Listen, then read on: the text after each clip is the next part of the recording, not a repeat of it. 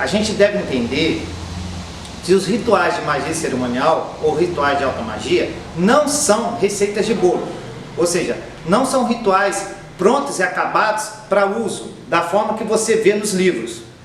Até os magos antigos, os magos da Idade Média, que estudavam em seus grimórios, os magos, as bruxas, os feiticeiros, que tivessem a aventura, a felicidade de saber ler e escrever, porque isso era uma raridade nos tempos antigos, principalmente na Alta Idade Média, eles, quando utilizavam os seus grimórios, esgrimanços, como é falado hoje, eles procuravam ali tirar as fórmulas e adaptar as suas necessidades, adaptar os nomes, as palavras de poder, as orações, ao objetivo que eles tinham em mente. Ninguém pegava uma fórmula, tipo Ctrl+C e Ctrl+V, copiava e colava no seu grimório, no seu livro mágico. Todo mago antigo deveria ter o seu grimório pessoal, o seu livro mágico pessoal, de onde ele retirava os elementos e as fórmulas dos grimórios tradicionais, Clavículo de Salomão, Legemeton, né? Os grimórios que existiam, o Dragão Vermelho, existiam tantos grimórios, e retiravam as fórmulas e rituais e adaptavam às suas necessidades. É claro, eles seguiam um procedimento padrão, e seguiam um modus operandi padrão, mas nesse modus operandi ele era livre para criar e reutilizar aquele material de acordo com sua necessidade. Então ele poderia sim adaptar os nomes divinos, os nomes de Deus, ele poderia adaptar a sua fé, se ele fosse um judeu, se ele fosse um católico, um cristão, né? Se ele tivesse até tendências pagãs. Por isso que nós oferecemos conhecimento dentro do nosso trabalho da OLN, para o aluno ter essa percepção que rituais não são um dogma sacrossanto, não são um livro sagrado, imexível, que nada pode ser alterado, nada pode ser modificado. Os rituais antigos podem sim se adaptar à necessidade do magista moderno. Eu vejo que muita gente repete as coisas, mas sem saber o porquê está fazendo aquilo. E aí o seu conhecimento sobre cerimonial fica muito limitado, fica muito repetitivo, ele fica preso a certos dogmas, a certos modos de fazer que prendem ele a uma padronização. Nessa videoaula que iremos realizar hoje, nós realizaremos a consagração do pantáculo do elemento terra. O pantáculo representa, acima de tudo, Malkuth, representa o seu corpo físico, representa o assentamento, representa a materialização de sua vontade, a manifestação de seu desejo na carne, ou seja, no mundo. Essa fórmula que eu irei oferecer aqui hoje, de consagração do pantáculo do elemento terra, com as devidas adaptações e conhecimento, pode ser utilizada, por exemplo, para evocação de uma força elemental pura da terra, entendeu? Com associação zodiacal, pode ser utilizado para evocação da força do elemento terra, pode ser utilizado para evocação da força zodiacal de touro, ou seja, evocar o elemento associado ao seu signo zodiacal, né, para consagrar um objeto, para a criação de um elemental artificial, como eu disse, para a evocação de um ser telúrico ou do ser da terra. Pode ser utilizado esse ritual para qualquer tipo de magia relacionado ao elementos terra, de consecução de algo. Por exemplo, o mago pode utilizar a força desse elemento terra combinado com um signo zodiacal de touro, para objetivos de magia relacionada à venda de terrenos, venda de imóveis, aquisição financeiras, entendeu? Então, já é um uso que você pode fazer desse ritual de evocação, de consagração do pantáculo da terra. É só fazer as devidas adaptações. Ele pode, com essa mesma forma, adaptando essa forma, evocar um rei elemental associado a esse elemento, que é Gobi, associar as forças elementais ligadas a esse rei elemental, ou seja, são inúmeros motivos, inúmeros usos, tá? Da mesma forma, como você vai consagrar cada fórmula mágica, associar cada elemento do ar, a vara de comando, elemento de fogo, o punhal, você pode adaptar esses rituais a objetivos diferentes do que só a consagração. É só saber exatamente o que está fazendo. Isso se chama adaptação da arte. Isso se chama criatividade. Você não fica preso a uma fórmula padrão e repete ela mecanicamente. Você sabe o porquê você está fazendo aquela forma, por que você utiliza aquela fórmula. Dizem, é um ditado antigo, que o xamã conhece a fiação por debaixo da madeira. É mais ou menos isso. Mais do que pegar esses rituais da Ordem do Amanhecer Dourado, mais do que pegar esses rituais da magia cerimonial telêmica e repeti-los mecanicamente, sem saber o que você está fazendo e por que você está fazendo, você deve entender o motivo oculto de cada gesto, de cada mantra, de cada símbolo que você executa num cerimonial.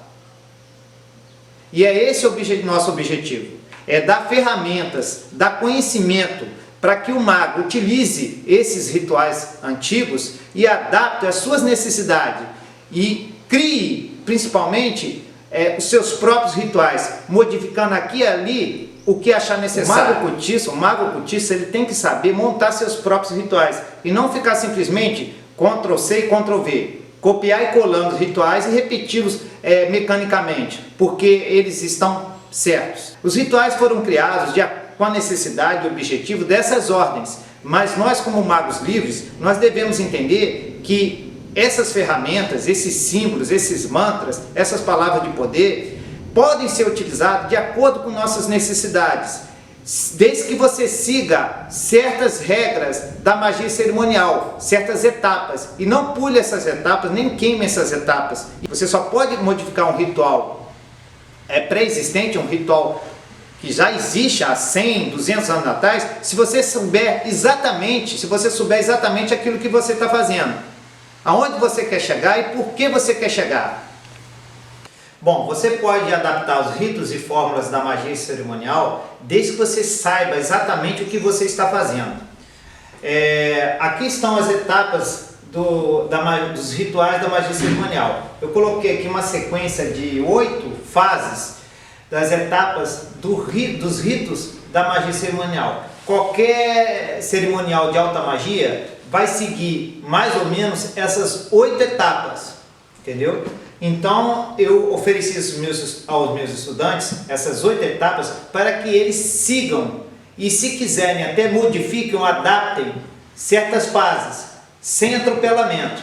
Ou seja, por exemplo, embora você conheça as 8 etapas: purificação do templo, consagração do templo, abertura dos portais, declaração de abertura, saudações aos quadrantes, estabelecente da corrente egregórica, a operação mágica espiritual em si, que é a operação do rito, e encerramento com despedida, e todas essas 8 etapas devem ser seguidas à risca. Você só pode mudar essa sequência se você tiver conhecimento prévio daquilo que você está fazendo. Por exemplo, você não vai invocar os guardiões dos quadrantes e em seguida fazer uma limpeza ou uma purificação do templo. Você está invertendo as etapas. Primeiro você tem que purificar o templo e depois sim invocar os guardiões, os arcanjos, os reis elementais. Você nunca pode invocar os arcanjos e os reis elementais e em seguida fazer a purificação do templo mágico ou limpeza do local de trabalho. Você deve fazer a limpeza no início e no final apenas. Quando o estudante conhece o motivo e o porquê de cada etapa do cerimonial mágico, ele pode até, eu não diria pular, mas sintetizar ou juntar 2 etapas numa só. Por exemplo, o estudante pode, se quiser, realizar a purificação do templo com a consagração do templo ao mesmo tempo.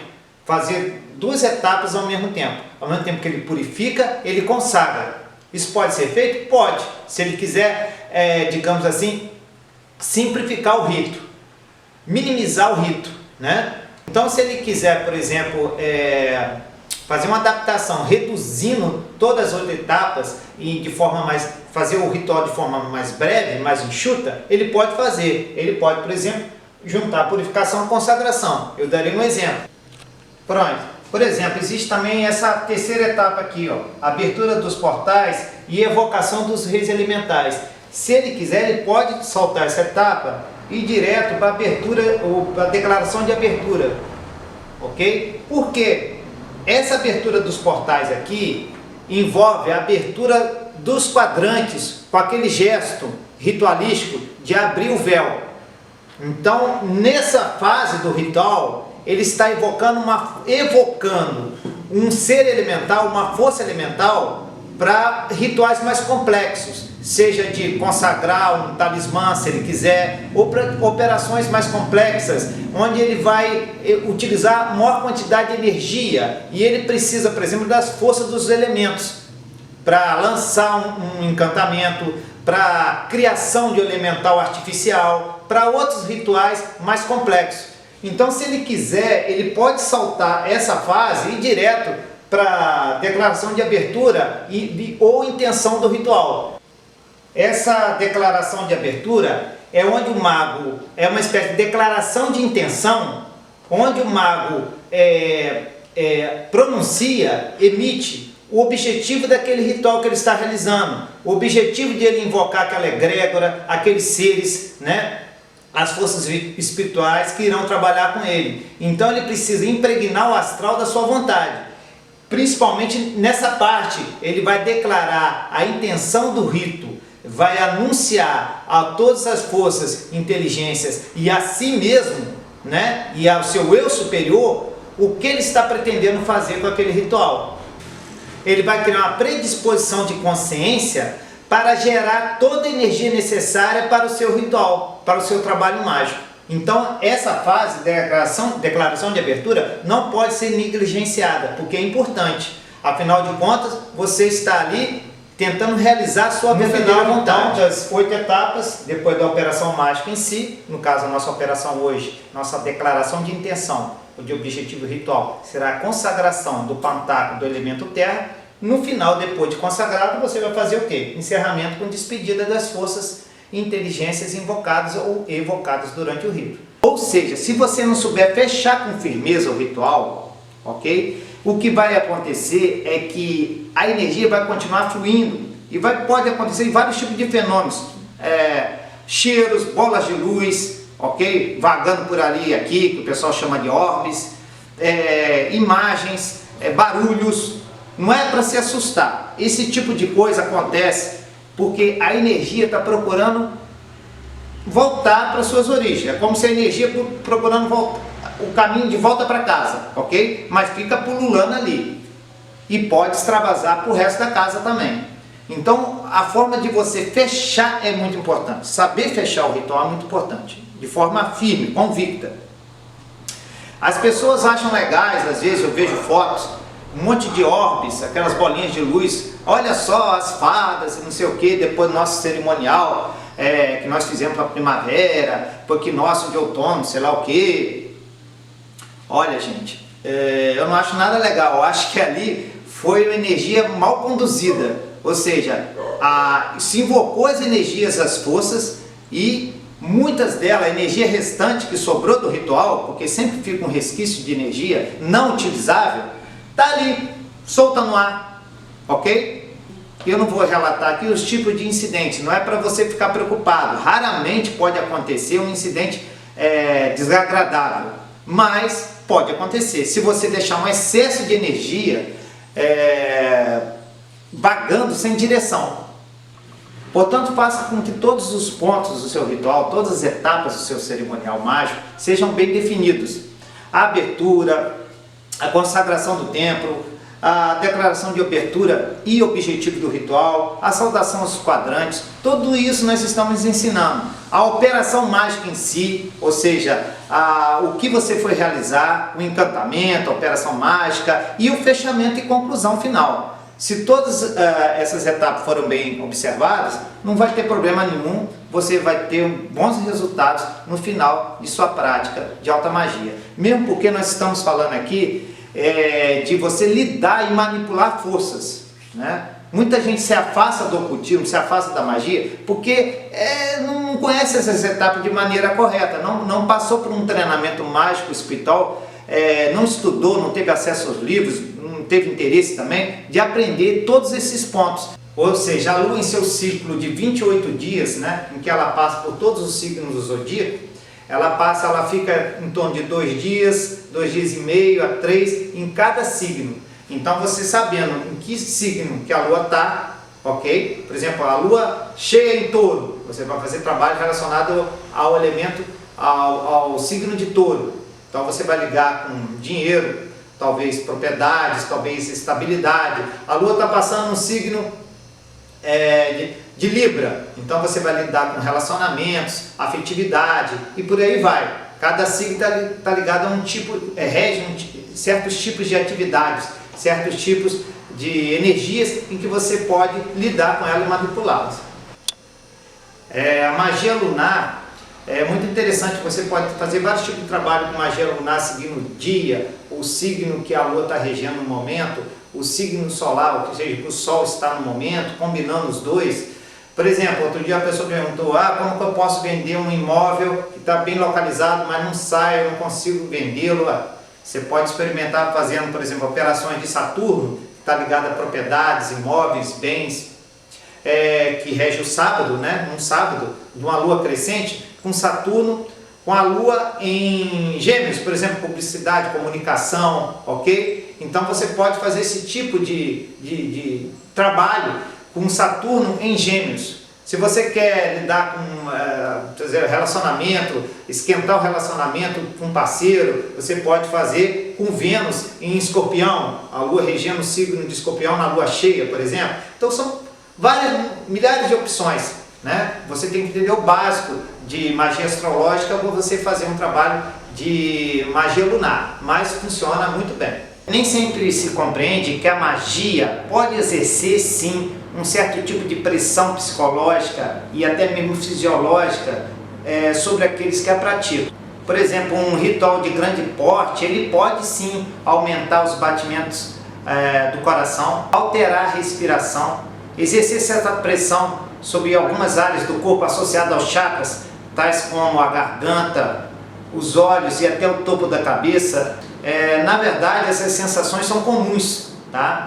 São sensações fisiológicas decorridos da aumento de pressão externa e interna produzido por um ritual de grande porte, principalmente com relação às forças e energias que são invocadas, ok? Uma sensação das forças e energias que incidem sobre o corpo astral do iniciado.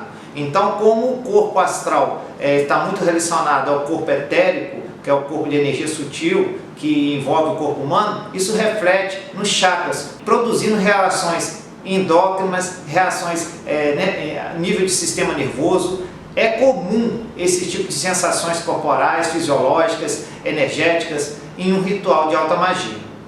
Como eu disse, as energias incidem principalmente sobre o corpo astral, que está em íntima relação com o corpo etérico, né? Que é a camada energética mais próxima ao corpo físico, que por sua vez repercute nos chakras e no sistema nervoso e endócrino. É normal então certas sensações. Isso a pessoa aprende a controlar, aprende a administrar.